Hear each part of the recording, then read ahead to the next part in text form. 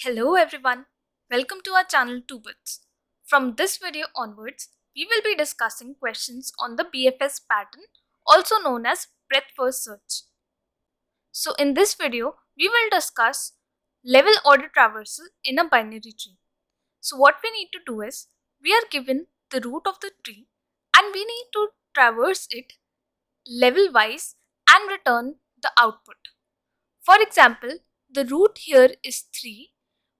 So the first level consists of 3, then the second level consists of 9 and 20, and the third level consists of 15 and 7. So we need to return the level order traversal from left to right.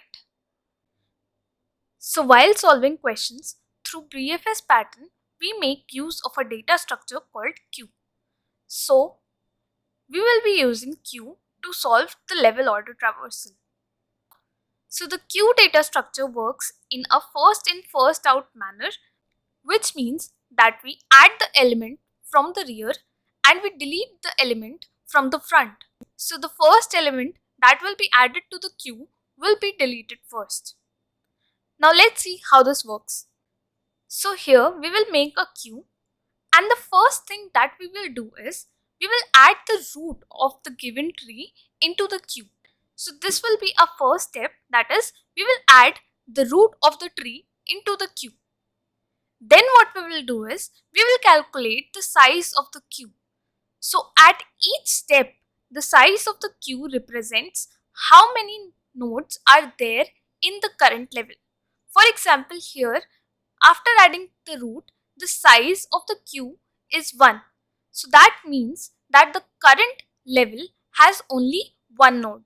So in each case, the size of the queue represents the number of nodes in the current level. So what we did was, we added the root to the queue, then we calculated the size of the queue, which was 1.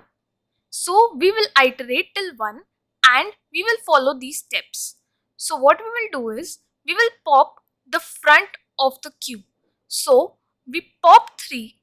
Then we add it to the current level. So here the current level is empty. So we will pop the front from queue and add it to the current level.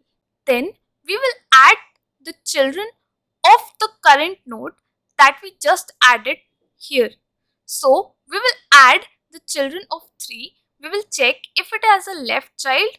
So 3 has a left child, so we will add 9 to the queue. Then we will check for its right child. So right child is 20, so we will add 20 to the queue.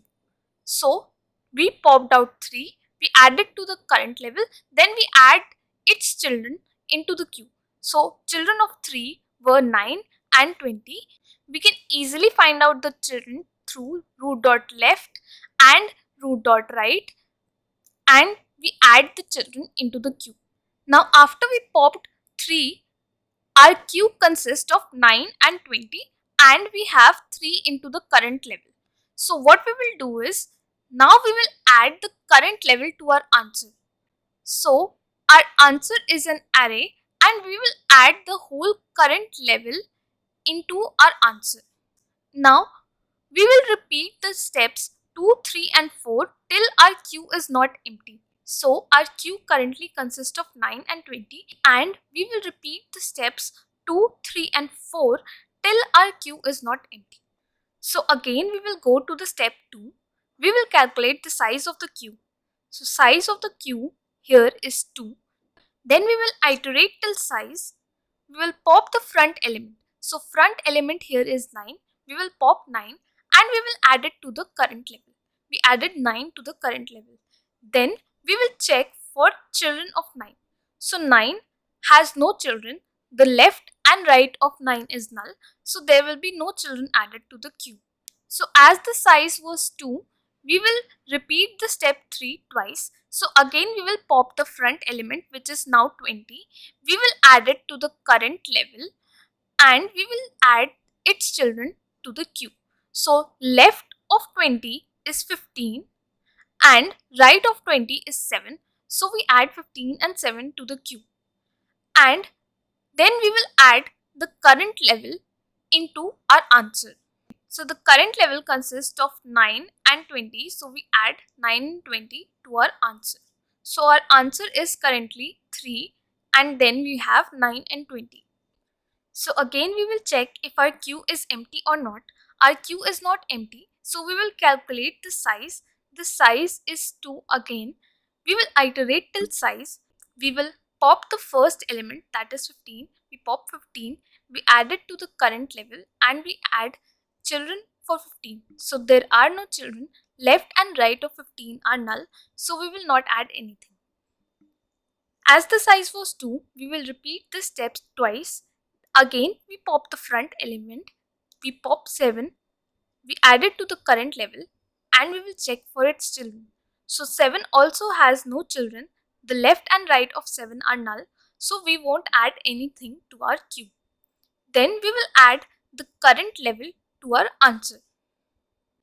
So the current level consists of 15 and 7. So we add this to our answer. Then again we check if our queue is empty or not. Now our queue is empty as 15 and 7 were popped and there were no nodes, so our queue is now empty. And as we can see, we have the level order traversal of the binary tree. We have 3 from the first level, then 9 and 20 from the second level, and 15 and 7 from the third level. So this gives us the level order traversal of the tree.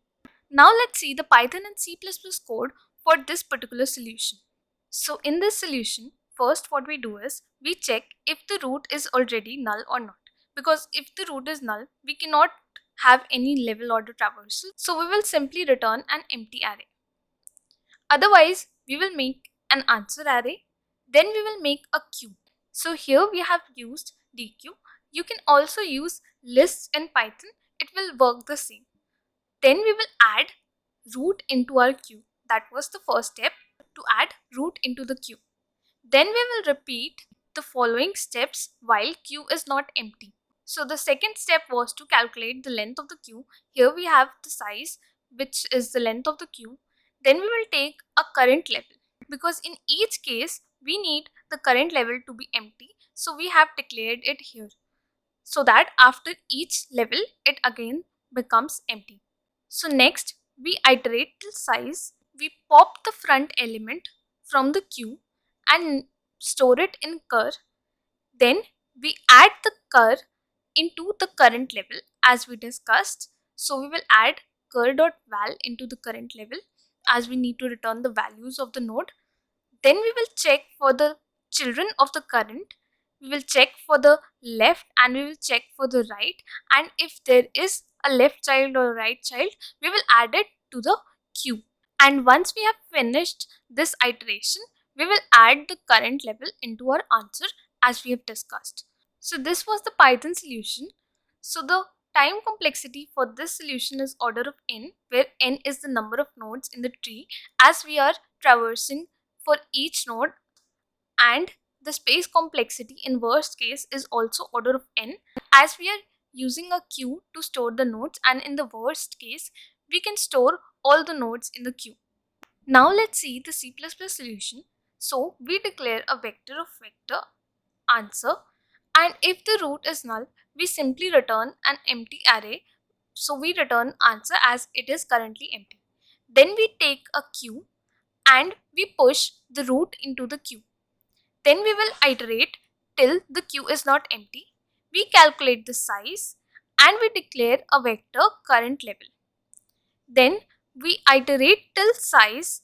We take the front of queue, we pop the front of queue.